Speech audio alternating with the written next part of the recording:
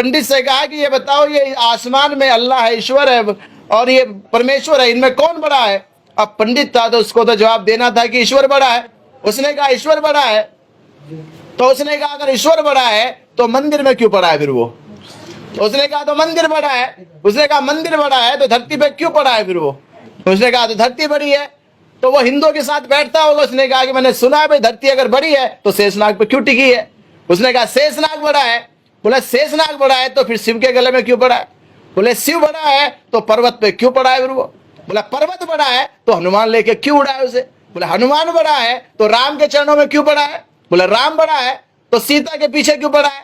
बोला सीता बड़ी है तो रावण लेके क्यों उड़ा है उसे? अब जब पंडित से कोई जवाब नहीं दिया गया, उसने कहा बाप तू ही बता दे कौन बड़ा है? उसने कहा कान खोल के सुन ले पंडित, है इस देश में जो संविधान लेके खड़ा है वो सबसे बड़ा है। समझ गए बात? तो इस देश के चाहे हिंदू हो, मुस्लिम हो, सिख हो, ईसाई हो, कोई भी धर्म का बनने वाला हो या किसी के धर्म का कितना भी बड़ा धर्म स्थल हो, वो सबका कानून बाबा साहब अम्बेडकर जी ने अपनी कलम से लिखा है। ये ताकत है बाबा साहब अम्बेडकर जी की। 75 साल पहले ये लागू किया गया था संविधान हमारे देश में।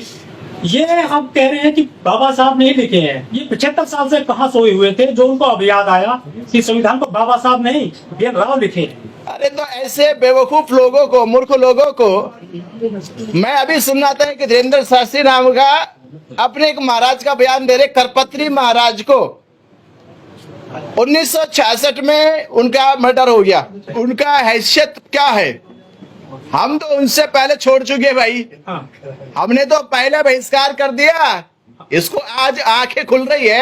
हमने तो पहले बहिष्कार कर दिया कि पंडित पुरोहितों को घर पे नहीं बुलाना, उनको किसी भी अपने धार्मिक अनुष्ठानों में नहीं बुलाना, घर के बाहर रखो, और भिक्षा भी मांगे पकड़ाना ही मत, फेंक के देना ऐसे। जैसे हमारा तिरस्कार हो वैसे तिरस्कार करो।